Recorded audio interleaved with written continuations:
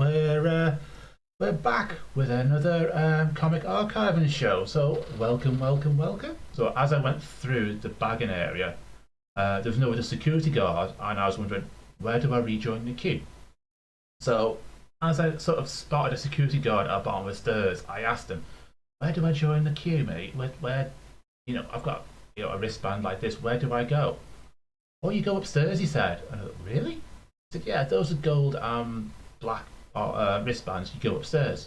Are you sure? Is this some sort of VIP treatment or something? I thought. I said, oh, I don't know. Right then. So I went upstairs and I spotted what looked like cosplayers dressed as Star Wars going into a lift. And I'm thinking, is this where I go? Because I was going upstairs a bit confused, as I think I've been sent to the wrong place. So I went in the lift and I ended up in the lift with this guy dressed as Darth Vader.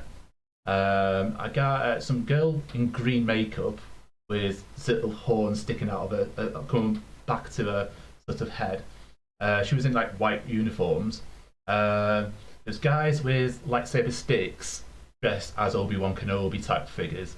I must admit, I'm not one for watching that many Star Wars films, and I don't know the sequences of the films and that. And there was one or two stormtroopers in there as well. So as the lift closed on us, I'm standing there with the lift door behind me, and I'm facing Darth Vader, and he's going right in front of me, and I'm looking at him thinking, I'm looking around me like that, thinking, I feel out of place here because I'm dressed as Captain America and all that lot, and I'm thinking, sure, I'm in the right way. So as the lift moved, it felt like the lift was going down and not up, and I thought, hey yo, I've made a mistake here. What I'm going to do, I'm going to take my headphones off and unbox this box here. Because this is basically a prop that I got for cosplay, because I decided to myself that my shield was going to be the last time I'm taking it to Comic Con. So yeah, it's made out of fiberglass, my old shield. So the story behind my shield is that I bought that from online, and I saw it was a Chinese person, Chinese person. Someone was selling it from China for like £50. So I did it. I decided that I was gonna use it for cosplay and all that lot. And here it is. So what's this? This one is made out of plastic. Now I don't know if I need to edit it, but I don't think I do.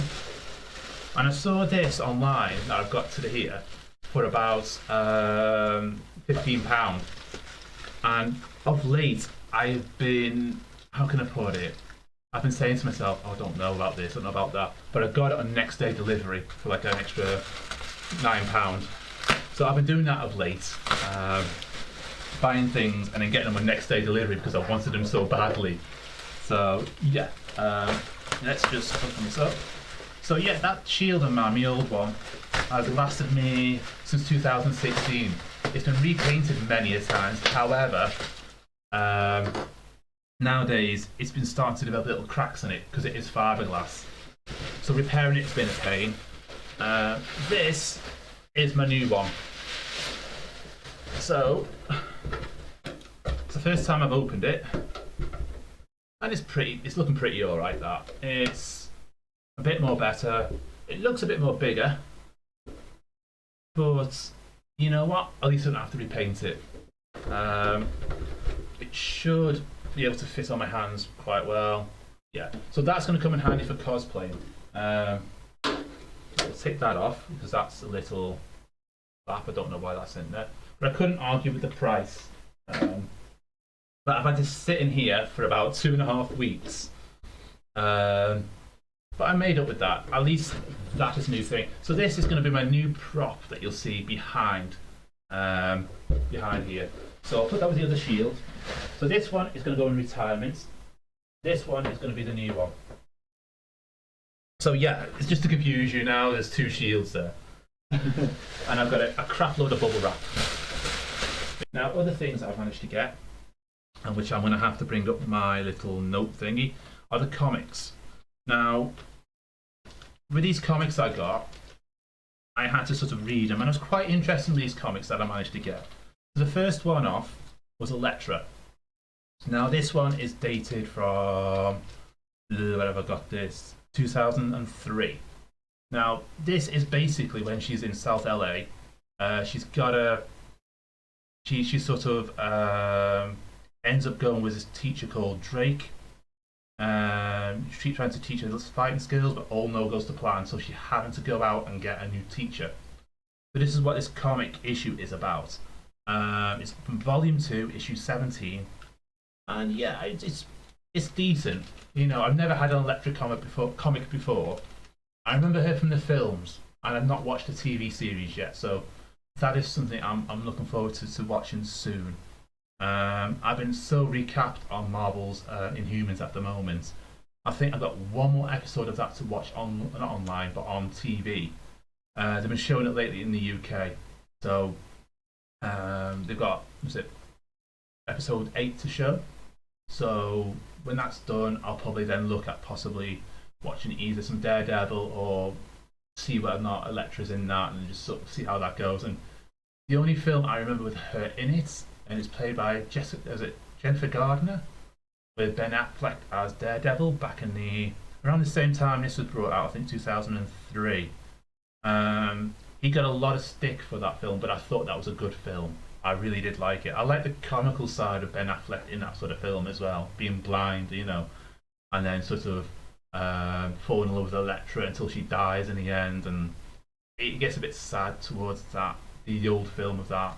But not since then, I haven't read much of her comics, so this is my first Elektra comic. I thought, I want to make more of an effort in this. So, yeah, that is issue 17 of volume 2. Next, I have the Fantastic Four Annual. Now, this one is the Kavaki Quest Part 1, and it also includes the Guardians of the Galaxy and the Skrull, which you'd find from the new Captain Marvel film. There's also a story of Volcanica Ashes to Ashes, in this as well. So the fact that Marvel have gone into this and actually decided they're going to sort of include Guardians of the Galaxy and the Skrull, in which when you get to read the Captain Marvel comics, you get a lot of them in there.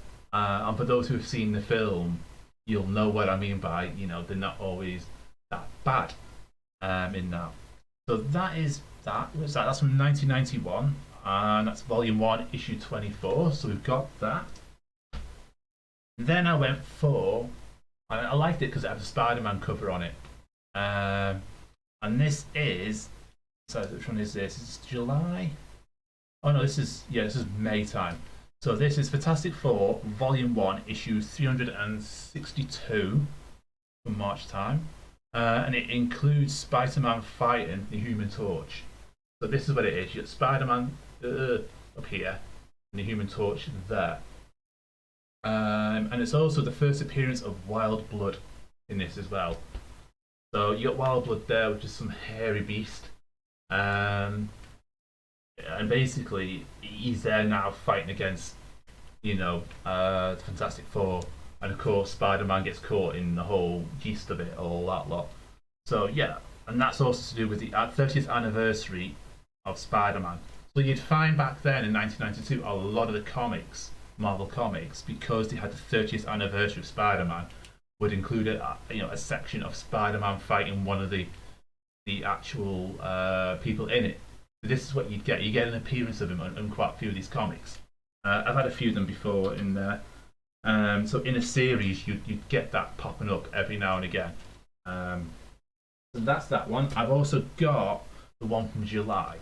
Now this one is an Infinity War crossover. And this is what drew me. It had Infinity War bit on the top here, right in the corner. And basically, what this is you got Thanos joins up with the Skrull, and the Skrull battling Mr. Fantastic as him. So as people will know, the Skrull can actually mimic people. They can, like chameleons, they can actually change the body shapes to become you in a way like that. But this is what you're seeing. You're seeing Mr. Fantastic here against the Skrull, one of the Skrull people. So he's just changed his appearance just to sort of fight him. And it is to do, it looks like the early stages of Infinity War from reading it.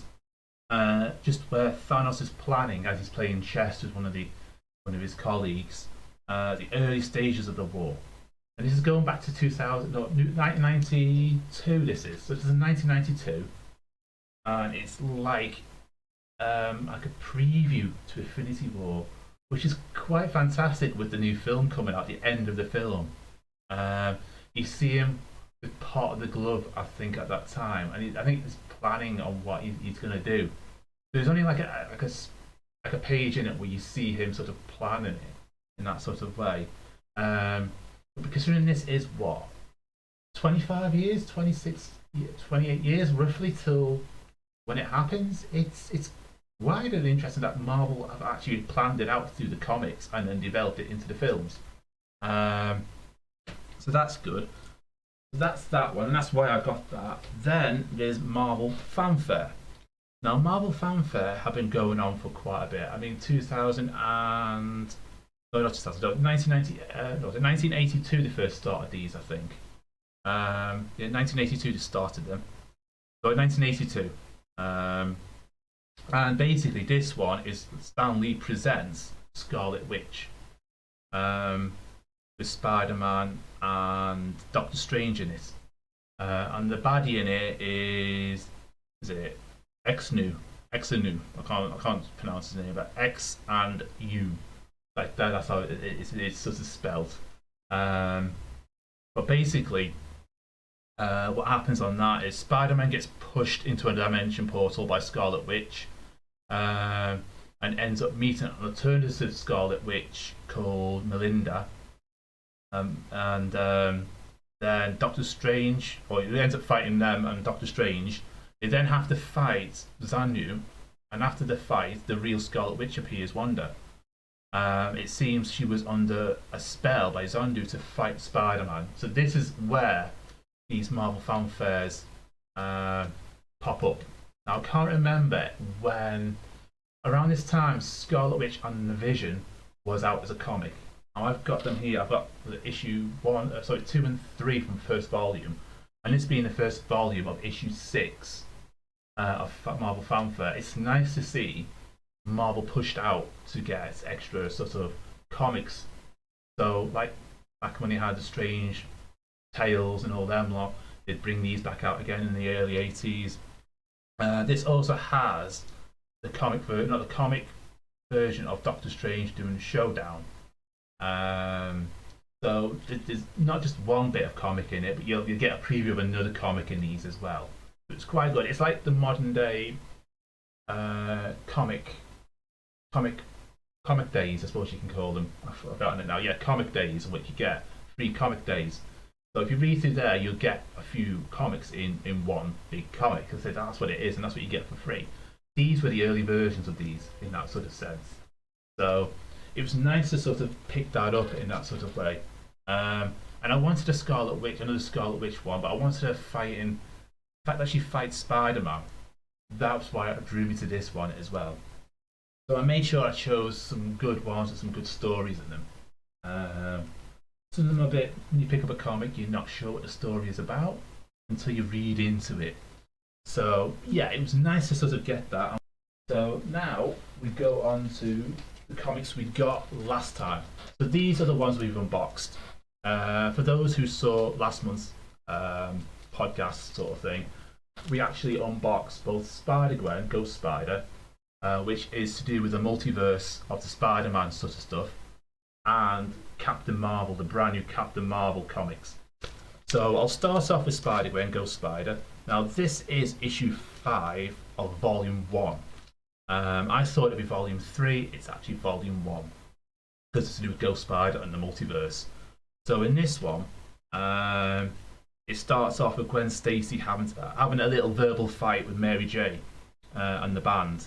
And it's all in the back, because after she came back from the own reality of the Spider-Verse, because the first 4 issues are about the Spider-Verse and her meeting different characters like Spider-Man, her own Gwen Stacy version of herself, hence that one.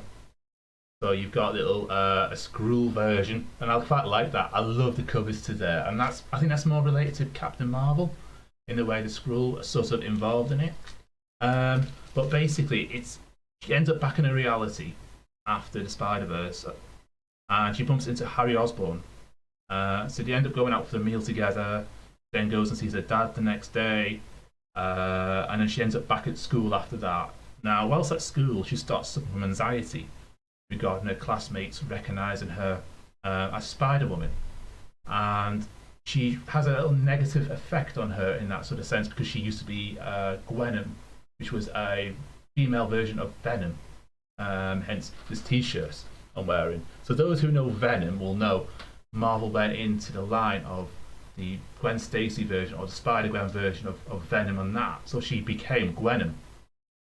She did a bit of carnage around town. She got through in prison. When S.H.I.E.L.D. caught her and things like that.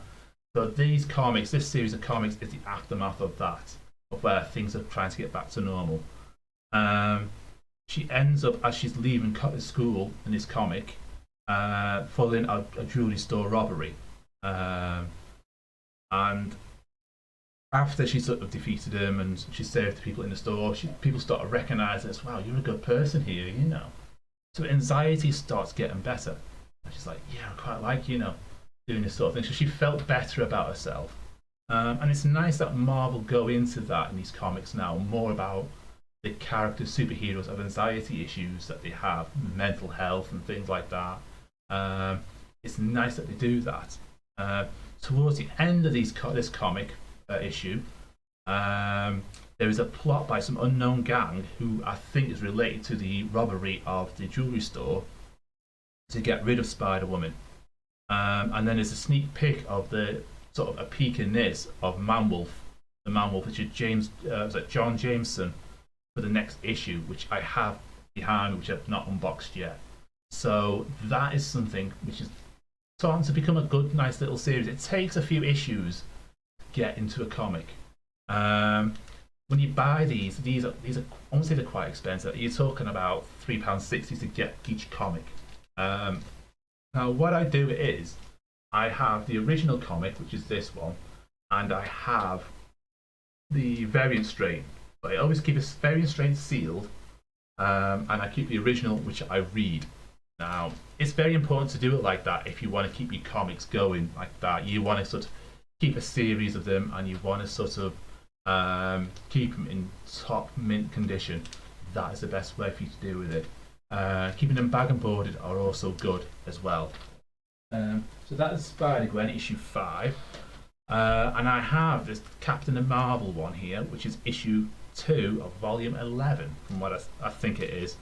I got confused about the volume numbers and I've had to read up about it. But looking at the online comic index website, not my own, but a website that stores them all, it is volume 11, from what I know of. So this is written by Kelly Thompson, and the cover is by Amanda Connor and Paul Mounts, which is quite a good one. It's pretty. I can't really do much because of the bloody light in this place. But yeah, it reminds me of like Fallout. This is what it is. The covers are a bit more Fallout, as you can see, sort of there, a bit more better. And this one, at the beginning of the last one, it started off as the series where Nuclear Man appeared. Hazmat appeared as well in female form, sort of helping fight with the Avengers that turned up. You had Captain America in this, you got Iron Man, you got Thor, you've got Rhodey, who is War Machine. And for a little hint for you guys here, and it's not in the film at all, but from the comics, Rhodey, who is War Machine, and Captain Marvel have a romantic relationship.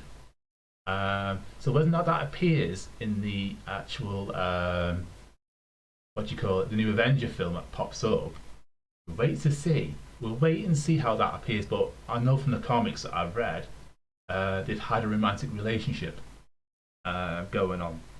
So this issue 2, it starts off with the news reports of the aftermath of what happened in downtown New York, or Manhattan I think it is, after the previous fight in issue 1. Captain America is seen in the background helping people up from the rubble. Whilst in Roosevelt Island, Captain Marvel is still fighting Nuclear Man. So they went through this portal or something, and they continued to fight.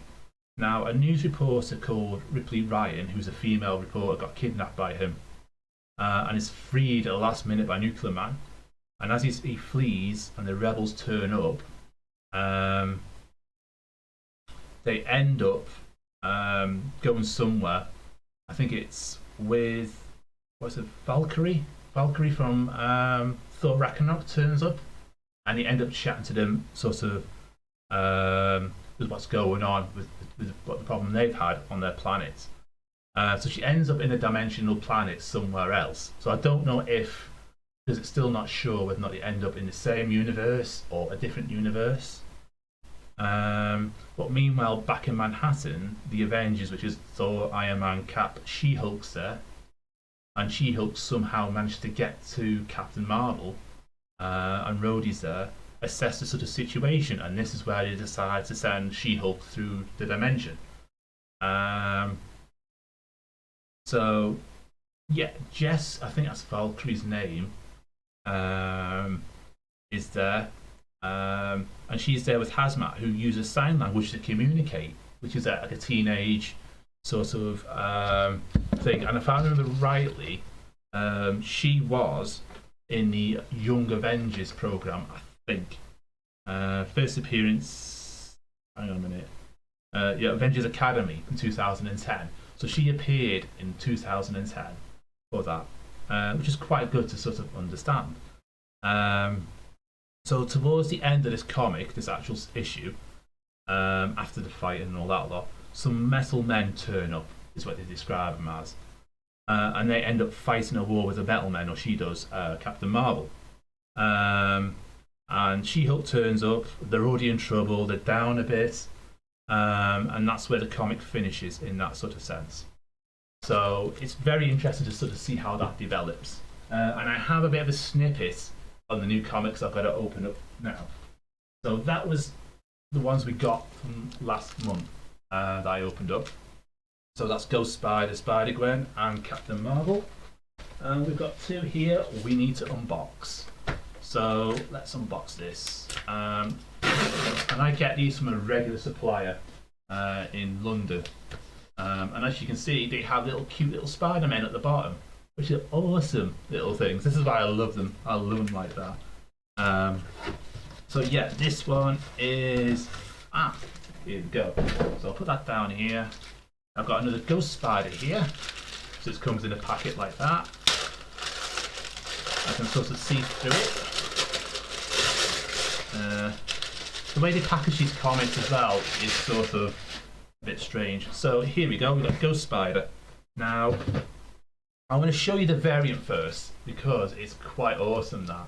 You've got Spider-Man fighting, I don't know, it's some sort of Gwen, but it's spider villains. You see at the bottom, it's actually spider villains here where my finger is. That is what they are. Spider-Man fighting them. So that's the variant strain, and that's probably to do with a new comic or something they're doing. And this is the actual Ghost Spider issue. So this is issue 6. So we reviewed issue 5, and this is issue 6, which I've just unboxed. And this one should be Captain Marvel. So I shall do the tags like that. And again, you've got the little Spider-Man at the bottom. That's why I love them, the way they've packaged them. They must pay someone a lot of money to have that up. That is awesome to send them that way. I mean, it's good for the free delivery, but when you have to pre-order, it's like, okay, we're pre-ordering these. Let's see how they are, you know. So this is Captain Marvel, and let me show you. It's actually got the film cover of it. So this is the film, the actual cover. So what Marvel do is sometimes when a new film comes out, they slap it on the cover as a variant. And so that's the variant. That is the original. Now, I love the artwork on that. I really do. The artist who's done that is Amanda Connor. And that is amazing that they've done it. The fact they brought out more female superhero roles, it's been really good. And that's very, I like the art of that, I really do. It's really, you know, Soviet Union sort of female role, you know, it's really good. This is issue 3. And that, of course, advertises the Marvel Captain Marvel film, which I went to see last week, or the first week it came out on the Thursday, and I got to sit in the theatre all by myself to watch it. No one else was in it. It was brilliant. So there's a good tip for you. If you're going to see a film, watch it on a Thursday when it's come out, and do it in the middle of the afternoon, like 1:30, 2 o'clock in the afternoon. You'll get the theatre mostly to yourself. But basically, the emphasis on this is build it and they will come. She-Hulk joins Captain Marvel in her war on Rovasel Island, but the barrier continues to cut them off from the rest of the world. While nuclear ranks are somehow swelling, and something on the island is interfering with superpowers, if Carol goes to win this fight, she'll need an army of friends, a hangar of war machines, and an ironclad plan. She can, but can she really trust all the allies? And what faces of Karen's past will show. So basically, it's saying something from Captain Marvel's past shows up to change everything. Now, I don't know if that's something that's going to sort of relate to the film. People haven't watched the film. It could be something to do with that, or it could be to do something with her family. I remember the life of Captain Marvel. Her mother died at the end of it. For those who haven't watched it, a bit of a spoiler there. But she actually sort of gets to sort of know a parent's power. If it's something new, I don't know. No one knows, but that's going to be interesting to see what happens in this when I read that. So I'll have a good read of that and see where we go on that. But that's really nice to sort of get that sort of sounds interesting. That's just what Comicology are saying on their website for this issue. So it's issue 3 of volume 11. So yeah, again written by Kelly Thompson. They employ a lot of sort of things. Sometimes I can be a bit critical of some of the artwork they have in some of the comics, but with this one, I really love it. And when you see on Comicology the future issues that are coming out with the artwork, it is amazing to see, and it's quite inspiring when you see them how they do it. So yeah, that's nice to sort of see that. So to review what we've done so far, review the comics from last month that we brought forward. It's nice to sort of understand the storyline and where they're coming with the comics as both Captain Marvel and Spider-Gwen. And we'll catch up more with that next time as well. Between now and then, there is the film premiere of the new Avenger film Endgame. I have been asked to attend it locally, cosplayed up. So it's going to be nice to sort of go there, and this is like a movie premiere that's going on that night. Hence why I needed the new shield, as you can see. So I'm looking forward to giving it a good test as well. I might have to train my brain to sleep during the daytime rather than nighttime, because I'll be up till like 4 or 5 o'clock in the morning doing it. But I'll be raising money for charity at the same time. So I'm looking forward to being part of that.